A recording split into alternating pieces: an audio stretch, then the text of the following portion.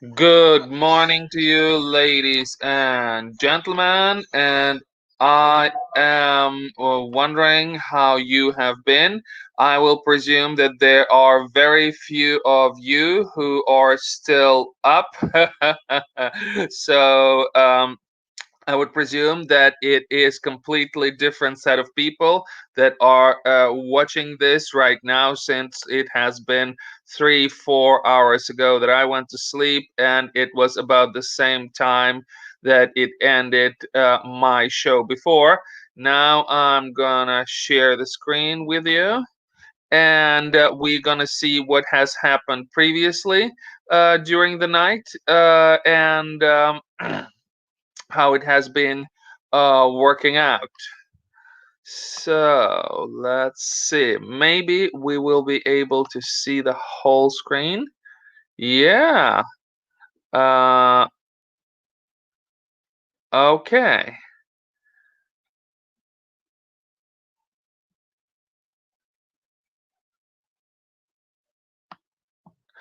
Anyway, let's go. There is the situation ongoing during the past evening. This is how it did look in Belarus. I'm starting right now, and we will be going with a follow up. So, as you know, there were huge riots in Belarus, and they were, or revolution, if you want to call it, potato, because it's actually the same thing. The revolution which is successful is called revolution, and if revolution is not successful, it's called riot in history. And one of the things that triggered this, it was the prediction, and during the night we also had preliminary results, and the official results in Belarus indicate that Lukashenko, the person who they called a last dictator in Europe, has scored 8%, whilst the other candidate, the pro opposition candidate, has scored only 8%. And a lot of people went out on the streets to protest this situation. And this situations went on par in quite a lot of cities all over the country. Uh, the very big ones as a capital, the middle size like Grodno and Brest, and quite many small ones as well. And this is the huge crowd that were going around during the evening in the city of Brest, where the city was, for at least some brief moments, it was clearly outside of police control, and they were used stun grenades and flashbangs.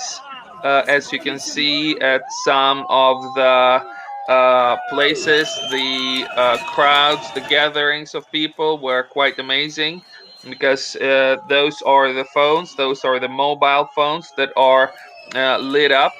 And as the evening progressed, the situation got more and more tense, and started to spill over into much more violent confrontations.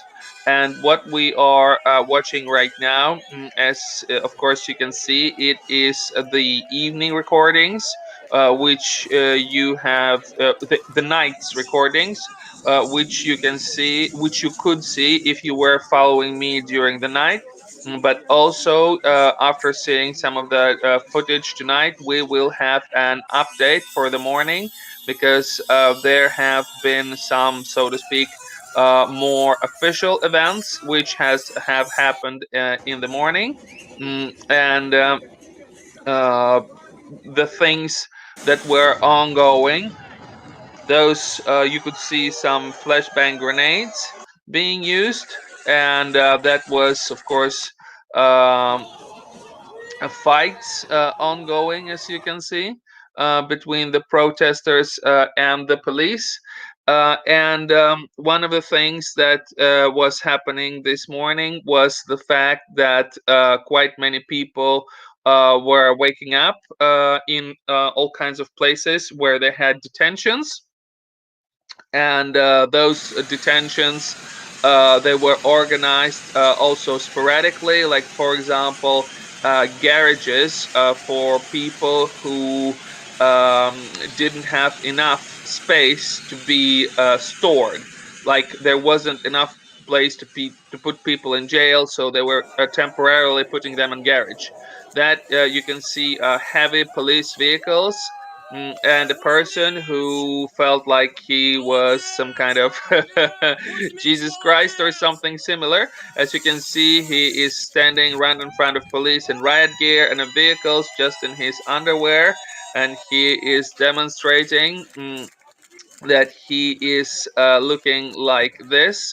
The Tikhonovskaya, the leader of the opposition, there is flashbangs. This is the footage where you will see flashbangs. The Tikhonovskaya, the opposition leader, has claimed that people should not follow the provocations of the police. And that the violence should stop, and the most importantly, that officers know where to stop it. There has been one smaller city where there was a situations when the police stood down with their shields, and they were appearing at least to be wavering which way they should go, and nobody could know which way they would go when they did not start attacking the protesters before they the police in that small city did not start attacking protesters before the reinforcements arrived. So for a while, there was a very interesting situation. Now, this is footage where you can see that one of the hurt people is put in a medical care vehicle, but he is not dead. You can see he is moving his hands. He is still alive, but there is one person on whose condition I do not know. I think we will be seeing a little bit of it during the show. That there is now. This is the footage of people who are clearly high-fiving firefighters and so on, which means that those firefighters somehow have taken to the side of the police. The firefighters have to some degree gone over to the opposition side, but those are, like I said, only the firefighters. Now, this is police using water cannons, and this is people that are walking out from the election committee, and people are shouting to them, shame, shame, shame, shame, shame, shame. And how will you look into your children's faces? How will you go on living, and etc. Basically, they are trying to shame them in all kinds of different way, because they're implying that there has been huge rig. And now you see people trying to block a vehicle, and then there's one person who is clinging to the front shield of this vehicle. They are running through the crowd on this track, and this is a track belonging to a military, and most likely there is either some soldiers or some people detained inside. And now they're trying to get through the crowd. They're plowing through the crowd. Now you will see with me that there is a person. There he is. There he is. There is the person. And boom, he falls off. The truck runs over him. You will see it on different footage more, I am pretty sure. I slowed down it a little bit so that we could see the whole situation a little bit better. And now I'm going back to normal speed, because this is clearly one of the key situations. We will see whether this will be somehow repeated today, but also it is very important to know what has happened with this person because, of course, if he is dead, it will affect the protest and the whole future situation of Minsk, the life of this particular person. Now you can see that there were tens of thousands of people that were out, according to some sort of pro-government forces. I have read and seen that they were claiming that there were only 1,000, but considering also, especially considering this is not just Minsk, that are there have been also Pinsk, Grodno, Brest, and several other cities. Then it is quite clearly that we're definitely taking tens of thousands.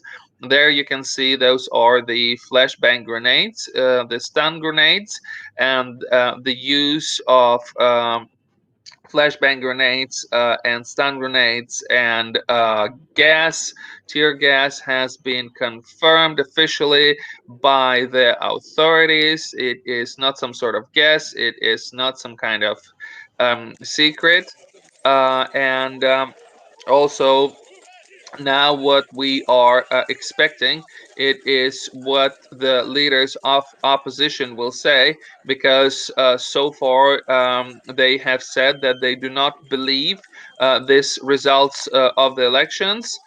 They have also said that they seen that the demonstrators were provoked by the pro government forces, and they have also said that the people who are able to stop this violence, they are the members of the armed forces, the member of the interior forces, the members of the police, and they know how to stop it. And When it comes to the plane of Lukashenko, there were some reports as to whether it has left or if it has not left. But those reports have been different through the night. But at least there were some unconfirmed reports of this plane somehow lifting from the Belarus.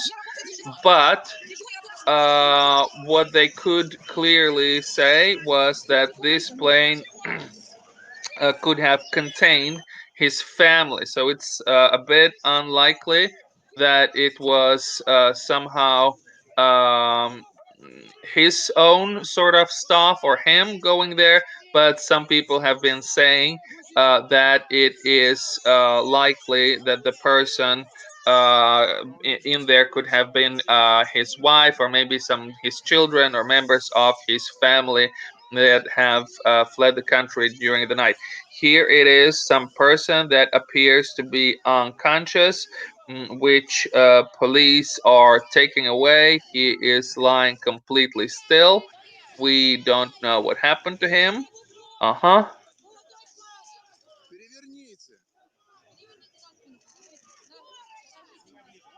Okay, so this is the guy who was shot. I don't think that this is the guy that they drove over.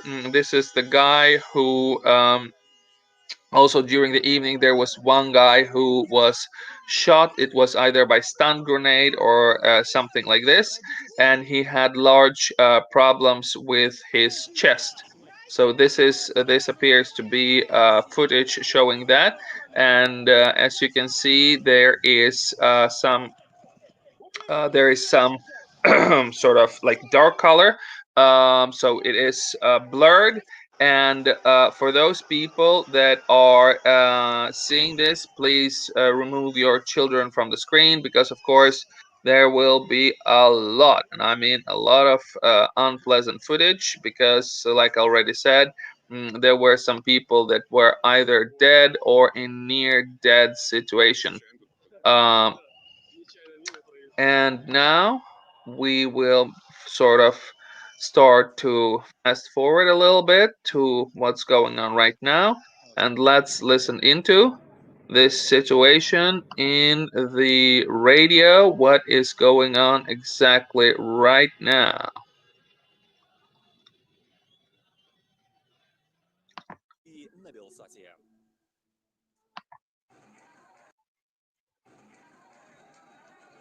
Okay, I don't know if there are any of you who are awake, because of course most of you I would expect are not.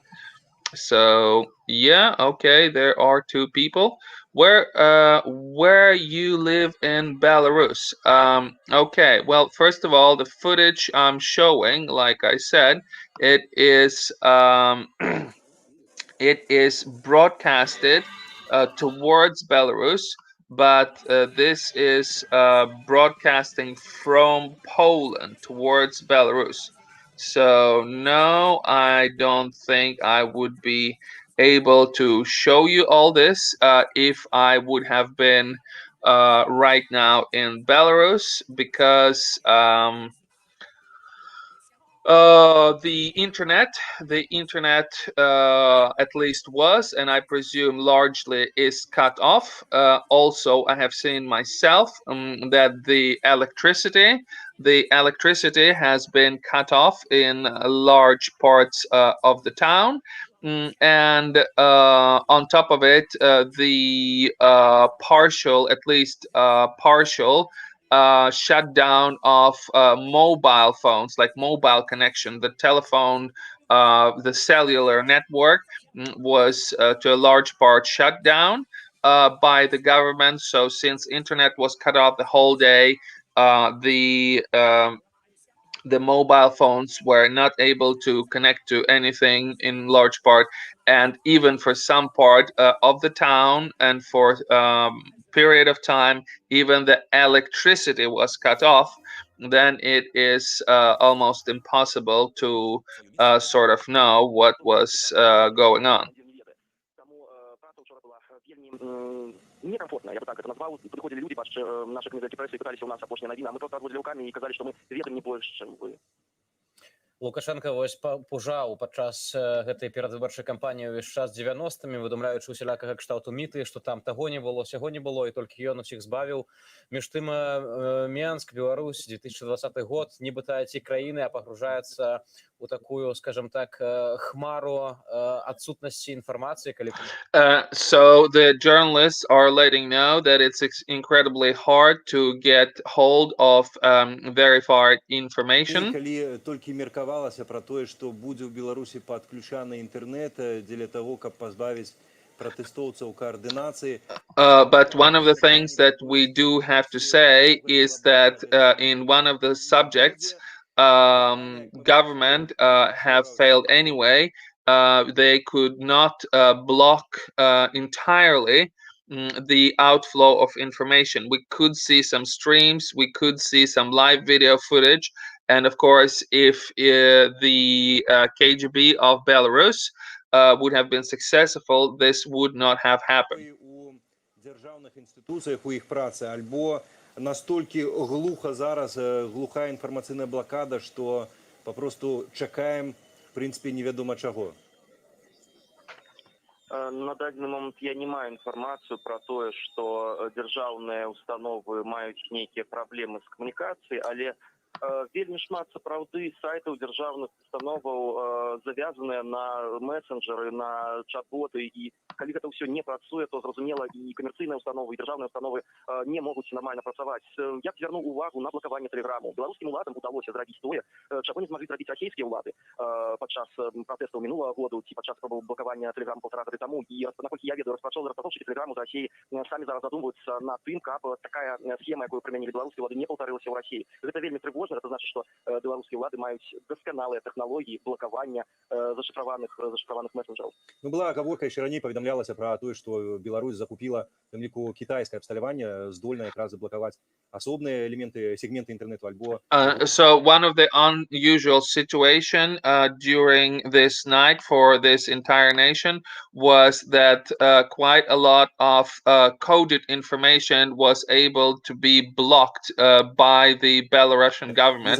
So the lockdown of the information was more or less complete, which of course many people did not expect. Зараз можна зірнуць, пазбіраўшы на раніцу, як жа выглядала рэакцыя ўладаў на, я зноўку падкрэслю, мірны пратэст беларусаў супраць рэкордных папросту фальшыванняў. And now they will be showing some of the things that happened last night. So those are protesters who are trying to convince militia, who are trying to convince the police that they should join the forces. Protesters' opposition was all the time during the evening telling police to join them, telling that they were one.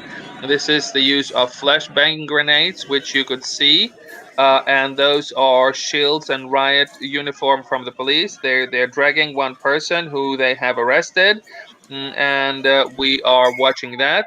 And that is how the police are taking out another people and putting them into cars of detention. This is relatively early in the evening, and you can see thousands upon thousands of people and cars, and everybody's honking, and the movement in the city was absolutely blocked all over as well. And Right now, some of the things are becoming restored. Some of the life goes a little bit more back to normal, but we are waiting for the evening. This is police running away, and there have been fights, and I have seen them myself. And also, there have been some reports that in some fights, in some small places, we could see that protesters were clearly overwhelming, over winning. They were much more of them than there was of the police, and in some places, protesters managed even to overtake some of the gear. They would take away the police gear and sort of give it to themselves, which was also going on.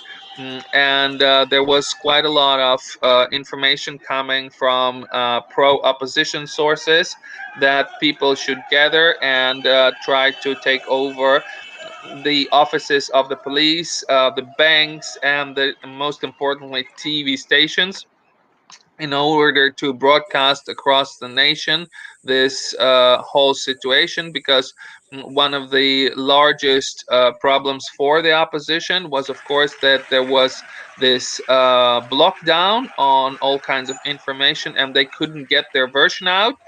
And they are fearing that that is why that it was not able to confront the government in a more effective way. And like I was saying previously, that the police could block decoded messengers, like Telegram message, which is coded internet messenger.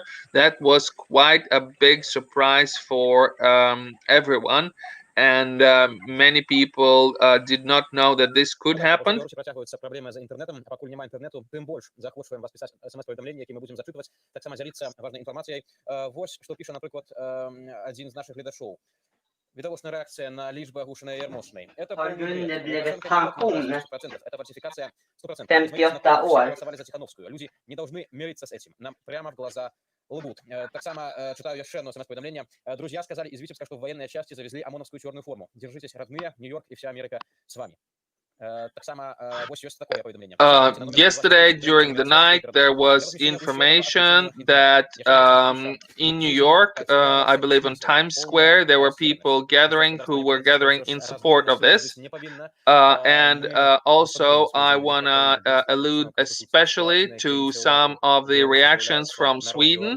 The reactions from Sweden were first to come, and the Swedish leadership clearly spoke out against the situation which was in Belarus. And the Swedish Minister of Foreign Affairs said that the reports of violence are unacceptable in Belarus. And she clearly, like Swedish media, clearly came out on the side of the demonstrators, and they were naming it the last dictatorship of Europe, etc., etc.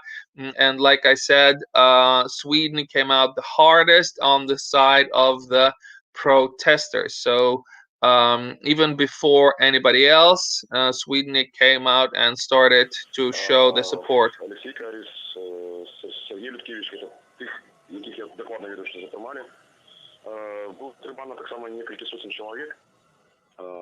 А может быть, я просто не ведаю, розумієте, ніхто не ведає докладну кількість людей, яких затримували. Справа в том, что не все одразу пошли на площадь советскую, то это наша центральная площадь. There are now taking reports from some smaller cities where they're talking about hundreds of people being arrested. And now let's watch some of the latest news. I will tell you some of the latest news from this morning. So, from roughly 2 o'clock, the police has confirmed that they have been using a special kind of ammunition, so basically flashbangs and all kinds of things like that. Gas, tear gas, flashbangs, and other type of very heavy anti riot things against the demonstrators. The candidate from the opposition, she has begged to abstain from violence. And as late as 4 o'clock in the morning, they were continuing using flashbang grenades. At about 7 o'clock Central European time, there were some cases that were opened, some criminal cases against the people. Officially, there were 80 people detained, according to opposition center Vesna. No, not opposition, but Human Rights Center Vesna says that there were 80 people, which of course sounds like a very, very vast underestimation considering how many people we have seen just with our own arrested. There we go. There we go. One person is dead. One person is dead. So there is the first confirmation of this situation. I don't know how many of you are watching, but one person is confirmed dead. And that's what we were all fearing, and that's extremely unfortunate. Yeah, so according to Stefanovic, the representative of the center called Vesna, the one person is dead. Now, the center of the town has come down. Police appear to be in control of it. And right now, there is a free movement of cars. And there are some government buildings which are shut down, and there are a little bit of restrictions on a movement of transportation. And in many places, you can see that the police are on guard, but special forces are nowhere to be seen. The telephone connections are working good, but mobile internet is cut off. And also there are problems appearing in the function of usual internet. So internet is still problematic. And according to official numbers, Lukashenko have got as high as 80%. And the leader of the opposition, she is getting now, according to latest figures, 9.9%. To begin with, she was getting 8%. Now they have gone up to 9.9, and the amount of people who came to vote were 85%. And now from all of this, we will be seeing that there were some people from the Central Electoral Commission that were evacuated at 100 hours, at 1 o'clock during the night, because they could not take the votes from the people that were on the countryside and periphery of the country because they were endangered themselves. Ukrainian president has urged people to have a dialogue. Poland has expressed its own worry about the situation in Belarus, and they have said, considering the situation in Belarus, Poland is deeply worried about the harsh treatment of demonstrators, the harsh reaction of the defense organs, so basically police. Police has used a very harsh force against peaceful protesters, and random arrests are completely unacceptable. We are asking the powers in Belarus to stop this escalating this situation and to respect the human rights. And last two pieces of news, that is, of course, that there are some sort of commissions which are officially not finding any kind of irregularities. And this is a little bit of footage from yesterday that I wanted to show you. So this was the beginning when there are a lot of people. The whole square, as you can see, is lit up with people who are demonstrating pro opposition. And those are the military vehicles, and more military vehicles arriving into the center of Belarus. And that is the use of the special ammunition. Like I said, there was tear gas, there were flashbang grenades, and you could see that the tactics of the people was fast to arrive into some place, and as soon as they would encounter hard resistance from the police, they would run away. At least that was the tactics on all the secondary places, aside from one main square where the police formed their lines, and demonstrators were having confrontations with them, because while police was shooting all this, then demonstrators would throw at them some bottles and some rocks and whatever they could find. And this is police, as you can see, running in riot gear. Then they are arresting one of the people. And now I will try the hardest trick in history. I will see if I can show to you some of the things that I wasn't able to show to you yesterday. So this is the footage. This is the guy who is who is being run over. This is the exact moment when he was run over by the police, which is quite shocking, in my opinion, photo. And you have to tell me, do you see this on your screen? Right now, I have enlarged photo of the police, and I want to know, are you able to see this in your show? Can you see this? Please let me know in chat. Somebody's telling me you translate from Belarus language very good. Well, thank you. Russian media is fake. Yeah, but when it comes to footage, footage is footage, and I'm also checking my sources from several from opposition and not opposition. Where do you live in Belarus? Blah blah blah. Okay, so there we go.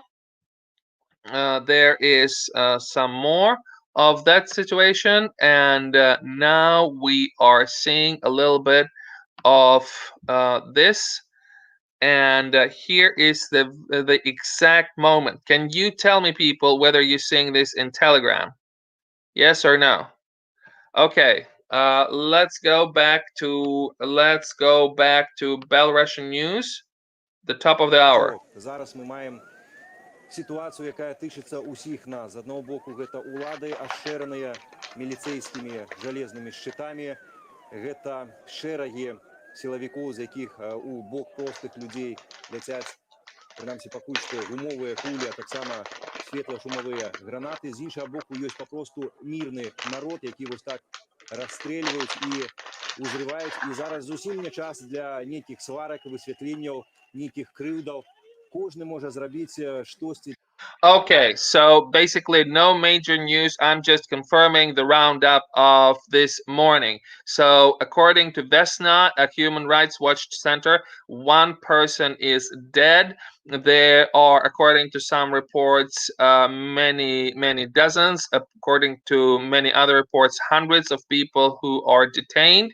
There were many injured as well around opposition camp, as well as around the forces of the police. There were many injuries sustained, and as it is right now, the government appears to be holding the situation under control. Okay, that's it for now. Have a wonderful evening. Thank you, and bye bye.